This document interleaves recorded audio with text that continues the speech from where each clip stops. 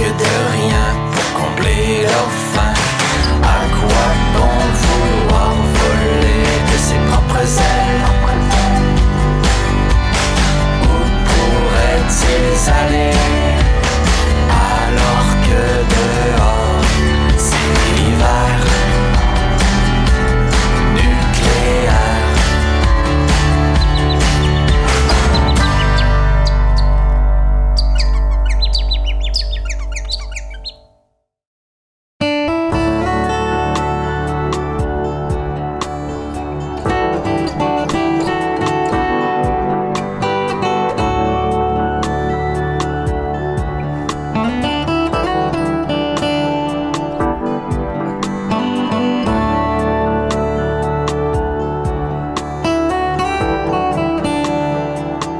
Bonjour, je m'appelle Sophie Gascon. Bienvenue à la chèvrerie Les Biquettes à Flopine.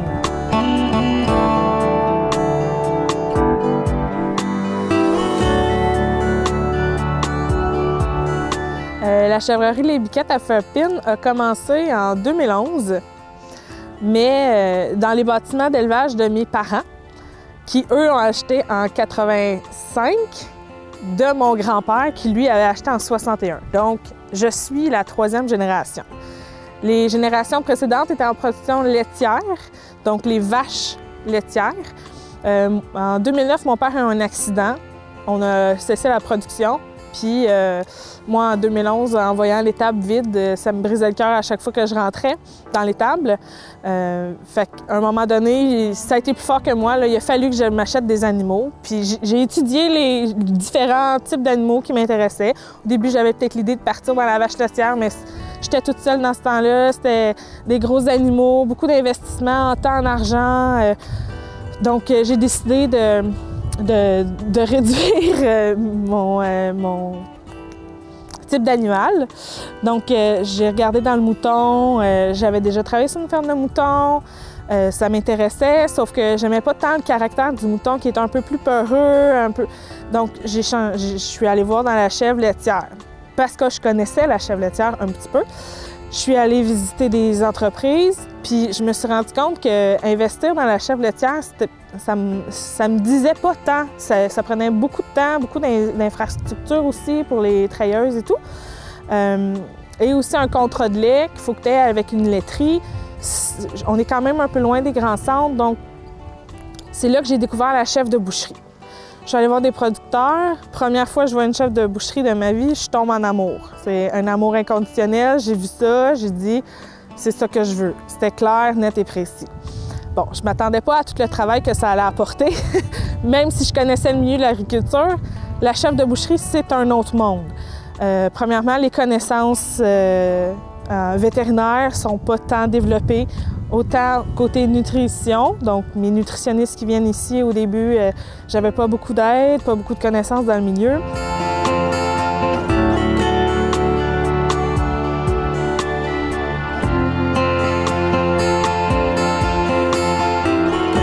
Dans une journée normale, on se lève le matin, on fait le train, donc on nourrit les animaux. Foin, moulé, eau. On s'assure que tout le monde est en santé, tout le monde va bien, on jette un coup d'œil rapide.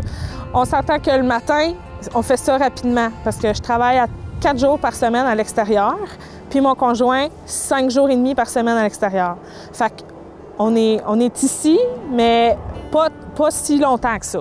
Fait que le matin, c'est rapido presto, on regarde, on fait notre besogne, on nourrit nos animaux, on regarde nos animaux, puis ensuite, on s'en va travailler.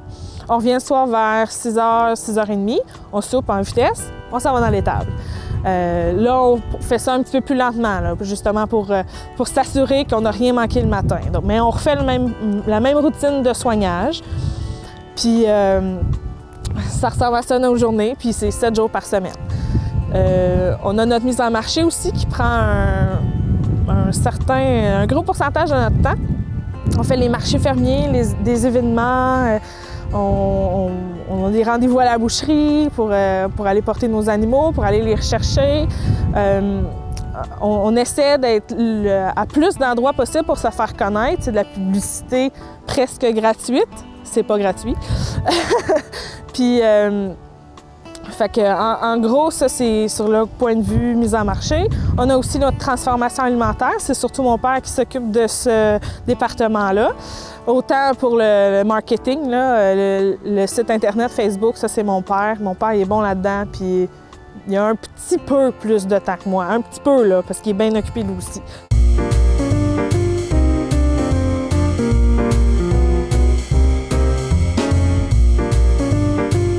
OK, aujourd'hui, on va vous présenter une recette maintenant qu'on a reçu nos découpes là, directement de la boucherie. Donc, on va vous faire une petite crotonnade de chevreau avec le chevreau haché.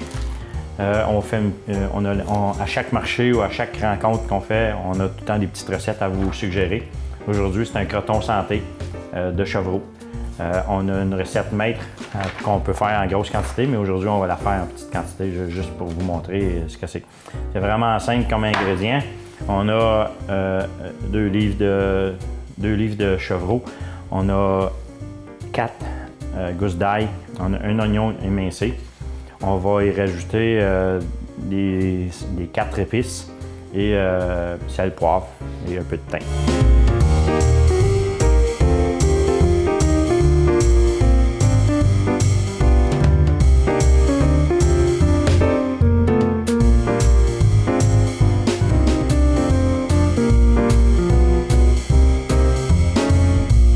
Très rare, c'est difficile de trouver des recettes de chevreau parce que c'est pas une viande qui est très connue. J'ai trouvé de belles recettes, mais surtout aux États-Unis, en anglais. Mais on a ça, j'en ai mis plusieurs sur notre site web, flopine.com. Donc on va laisser bouillir, peut-être rajouter un peu d'eau tantôt. Là. On va laisser mijoter pendant 45 minutes.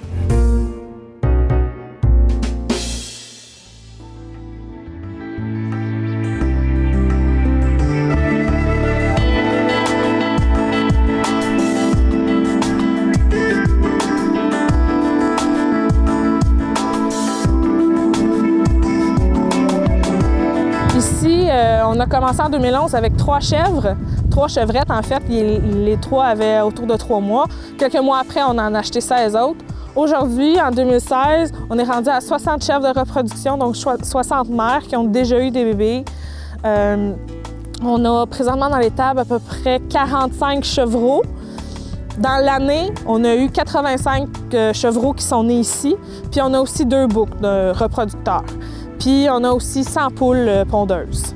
Donc les chevreaux sont engraissés de 0 à 60 jours avec leur mère. Donc ils boivent le lait de la mère, ils commencent à s'initier au foin, au petit foin feuillu, puis à la moulée de 0 à 60 jours. Ensuite, c'est le sevrage, donc on enlève les bébés d'avec leur mère. Ils commencent à manger plus de moulée, plus de foin par conséquent. Puis à tous les mois, nos chevreaux sont pesés. Nous, on envoie à l'abattoir des chevreaux qui ont autour de 90 livres de poids vivant. Ça, c'est à peu près, dépendamment le chevreau, parce qu'ils n'ont pas tous le même gain de poids. C'est à peu près vers 4 mois et demi, 5 mois là, en moyenne d'âge. Puis ça fait des carcasses d'à peu près 50 livres. La nourriture est vraiment importante. Dans l'été, nos chevreaux sont à l'extérieur, donc ils sont dehors, ils ont du pâturage, donc du foin frais. Ils mangent beaucoup, ils mangent vraiment bien, puis ils construisent des muscles aussi en courant dans les pâturages. Puis aussi, on complémente l'alimentation avec, quand ils sont à l'intérieur, des fourrages, du foin humide qu'on sert maintenant. Il faut qu'il soit le plus protéiné possible pour aider à la croissance des muscles.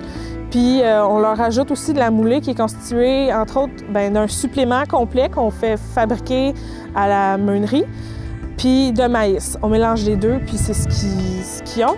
Au début, au côté nutritionniste, là, on n'avait pas beaucoup d'aide, il n'y a pas beaucoup de spécialistes là-dedans. C'était vraiment un petit peu n'importe quoi, là. Puis je blâme aucunement les meuneries, là, c'est juste qu'il n'y avait pas de connaissances. Là, ça fait déjà 5 ans. On a trouvé une nutritionniste qui est vraiment prête à apprendre. Elle est vraiment extraordinaire. Elle nous suit toutes les semaines. Elle m'écrit pour savoir est-ce que tout est beau, tout va bien, as-tu des problèmes. Elle est vraiment là, elle nous suit pas à pas. Puis on voit vraiment que le gain de poids, les animaux grossissent plus vite. Vraiment, c'est super intéressant. Puis ça va aider à baisser notre coût de production aussi, d'avoir un meilleur suivi.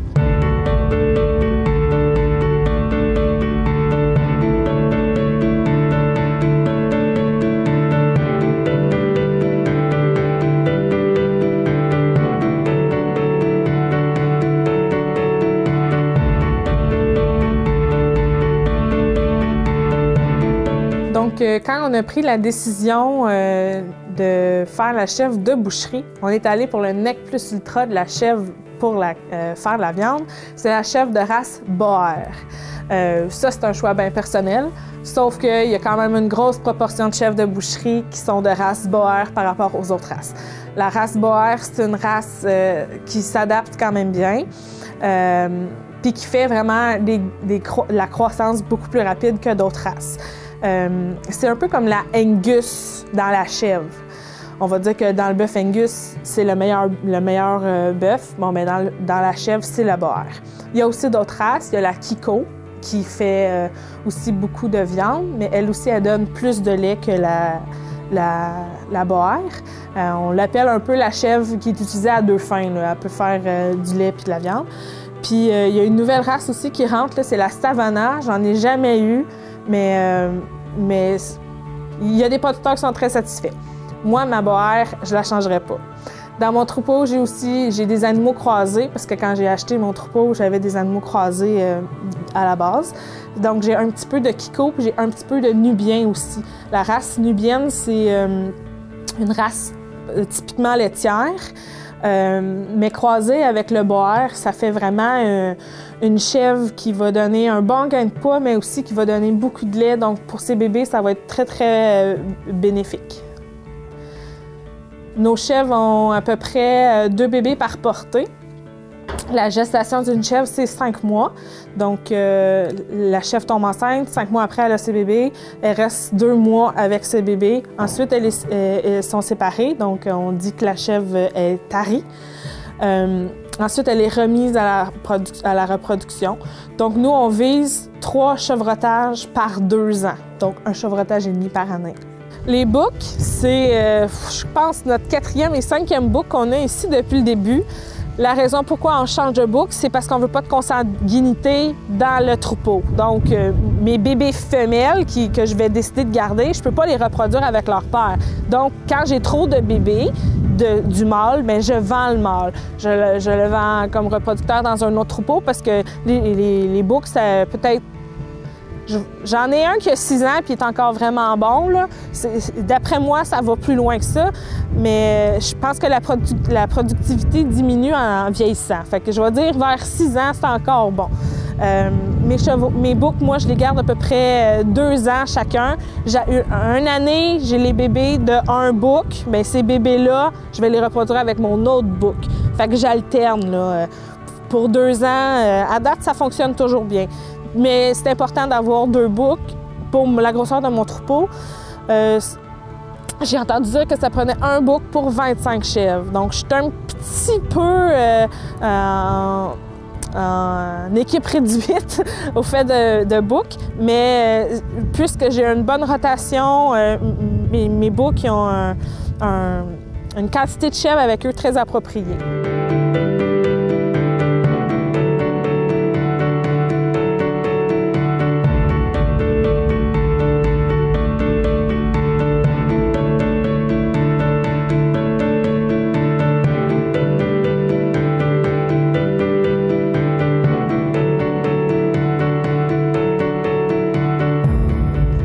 Ici, on est dans la 2e étable, l'étable solaire. C'est une étable qui est direction plein sud, avec le toit en angle, puis le pan de toit qui est direction sud, il est en plastique transparent. Ce que ça fait, c'est que l'hiver, le soleil passe, vu que le soleil est plus bas, le soleil se rend jusqu'au fond de l'étable, donc il réchauffe l'étable. Donc nos animaux, ils n'ont jamais froid ici. Puis quand c'est l'été, le soleil est plus haut, donc le soleil ne dépasse pas ici. Donc, nos animaux sont plus frais l'été. Ils n'ont pas le soleil sur le dos tout l'été. Puis, avec un mur, c'est une toile. Donc, ça fait la ventilation naturelle. Ici, les animaux sont vraiment bien, sont confortables. Ils ont des grands parcs où ils peuvent courir, ils peuvent s'amuser entre elles. Puis, ça fonctionne bien ici pour nous. On a aussi, c'est divisé présentement en 6 différentes stalles. Il y a les parcs faits pour la reproduction, il y a les parcs pour les chèvres en gestation, il y a les chèvres qui vont devenir la relève, donc nos futures mamans. On a aussi nos chevreaux en engraissement, donc plus petits ou plus gros. La raison pourquoi ils sont séparés, c'est parce qu'ils n'ont pas la même alimentation nécessairement. Les chèvres en gestation, en début de gestation, ils mangent moins que les chevreaux en croissance. Donc, c'est pour ça qu'on a des séparations, différents parcs comme ceci. Mes parents ont toujours été impliqués dans différents trucs. Je dois retenir ça d'eux. Je suis dans l'UPA, dans le syndicat de l'UPA du Haut-Saint-Laurent depuis, je crois que ça fait déjà 2 ans. Je suis représentante des fermes de petite taille. Je trouve ça important, quand on a des convictions puis qu'on veut que ça avance, de faire partie de ces organisations-là. J'apprends beaucoup aussi. Autant au sein de l'UPA, j'apprends aussi par les autres productions. Puis les différents secteurs d'activité, c'est vraiment intéressant, c'est formateur pour moi aussi. J'aime beaucoup ça. Puis je suis aussi dans le syndicat des producteurs de chèvres du Québec. Je fais partie du comité de chefs de boucherie. Je suis pas dans le CA, mais quand ils ont besoin de consultants, de producteurs, là, je fais partie de ces producteurs-là qui donnent leur opinion puis qui veulent faire avancer les choses à leur manière.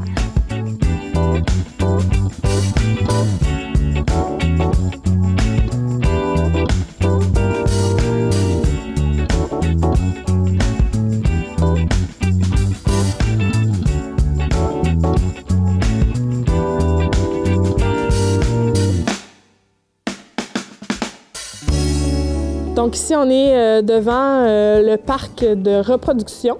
On a notre bouc ici qui a un harnais marqueur. Le harnais sert à ce que quand il saillit des chèvres, donc quand il accouple, il va dessiner le dos de la chèvre. Ça va me donner comme indication que cette journée-là, le bouc a fait son travail. Puis que 5 mois plus tard, je vais avoir des bébés chevreaux de ce croisement-là, donc de ce bouc-là avec cette mère-là. C'est le moyen le plus efficace qu'on a trouvé, nous, ici à la ferme, étant donné qu'on n'est pas ici durant le jour. Si j'étais ici, je le verrais faire, mais comme on est à l'extérieur, ça me prend un petit assistant personnel de détection de l'accouplement, puis on utilise cette technique-là ici. Pour ce qui est de l'accouchement, en termes de chèvres, on dit chevrotage. Les chèvres boères, elles font ça relativement toutes seules quand elles sont bien préparées. J'ai eu des années, quand j'ai commencé, que je les préparais pas aussi bien que je le fais aujourd'hui. Fait que ça faisait des chèvres pas au top de leur forme, donc ils s'occupaient moins de leur bébé, ils faisaient moins de lait. Maintenant, j'ai appris de mes erreurs. Puis mes chèvres chevrottent presque toujours seules. Elles s'occupent de leur bébé dès la naissance, puis j'ai presque pas d'animaux rejetés. Ça arrive des fois qu'une mère va décider de s'occuper pas d'un des bébés. Ça arrive quand même, mais c'est beaucoup moins fréquent que la première année que j'ai fait ça. Ça, c'est l'expérience qui parle.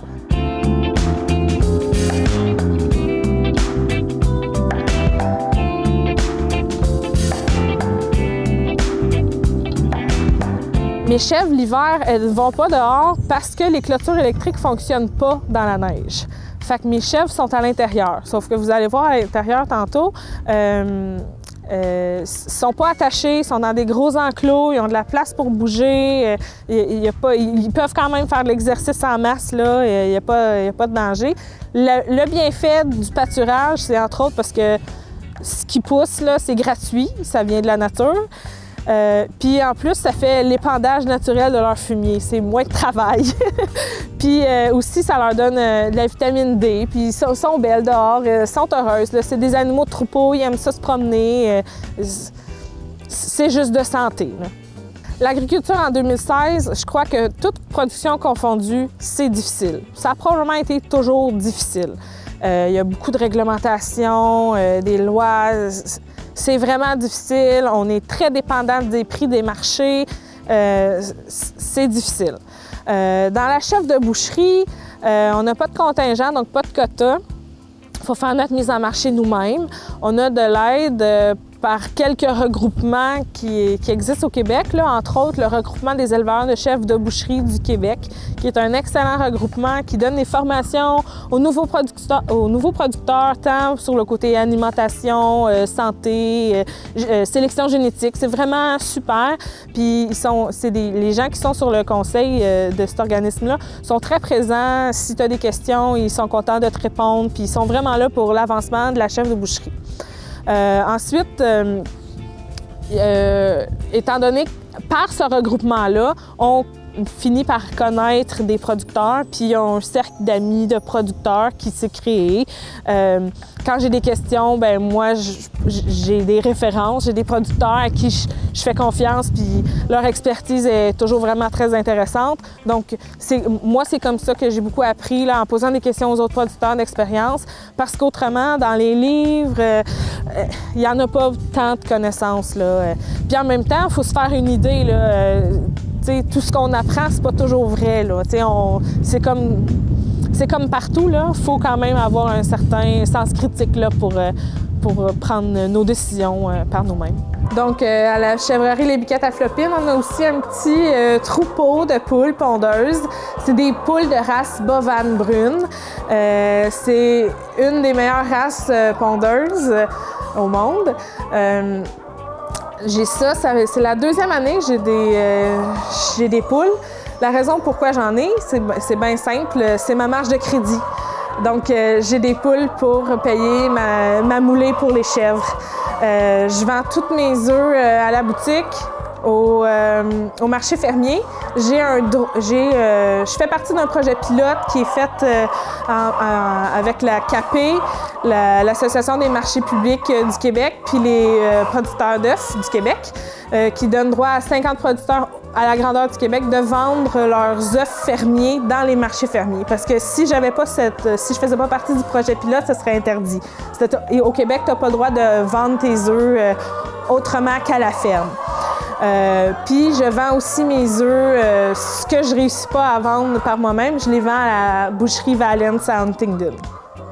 Mes poules, j'ai 100 poules, j'ai à peu près en moyenne 90 œufs par jour, fait que ça fait beaucoup d'œufs, mais c'est pas beaucoup de travail, là.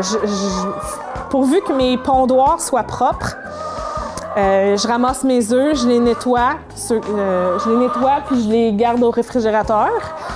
Puis je vais les porter soit chez Valence ou je les vends aux particuliers.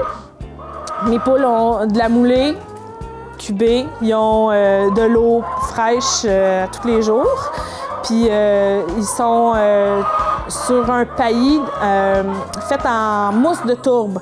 Ça ressemble un peu à de la terre, ça a l'air sale, mais c'est propre. Ça garde l'humidité, ça enlève l'humidité. Les poules adorent ça, ils grattent là-dedans, c'est comme s'ils étaient dans la terre. Puis les nids, eux, sont avec de la paille. Puis l'été, nos poules vont à l'extérieur. Ils ont un pâturage. C'est une réglementation de la ferme d'Alens, puis je trouve ça vraiment bien. Ça fait des poules en liberté, ça fait les poules qui vont dehors, ils grattent dehors, ils mangent des vers de terre. Ça fait des poules heureuses.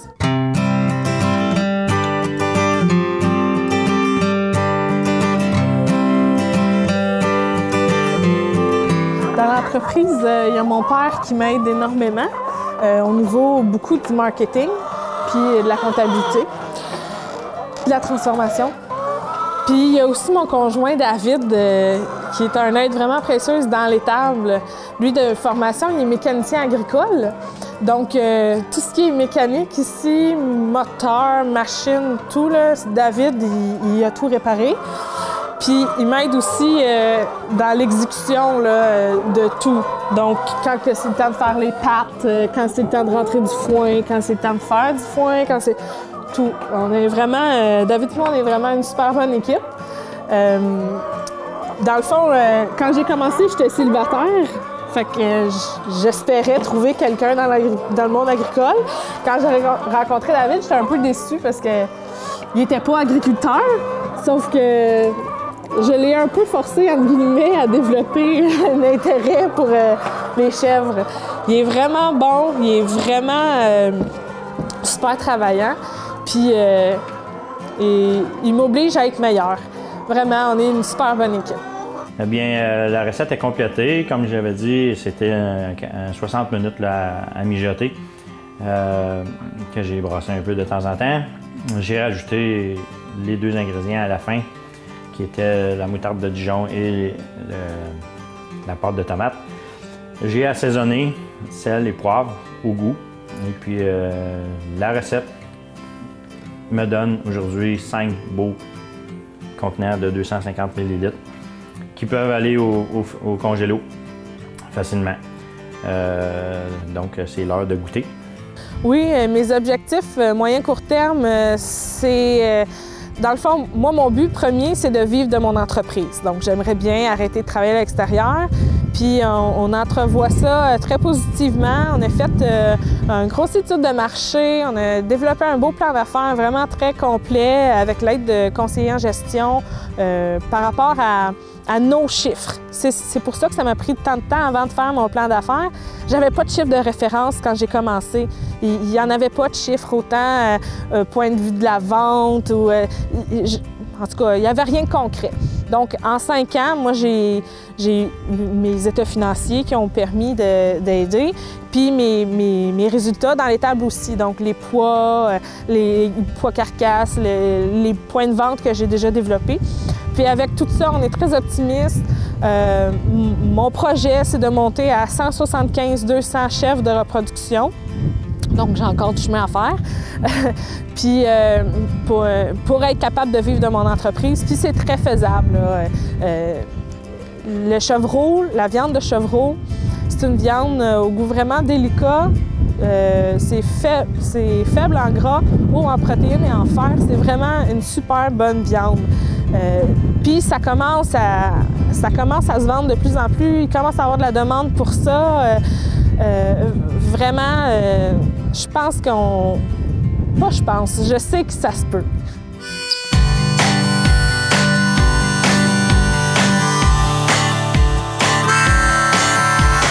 On pourrait dire qu'il ne mène pas la vie dure, qu'il ne manque de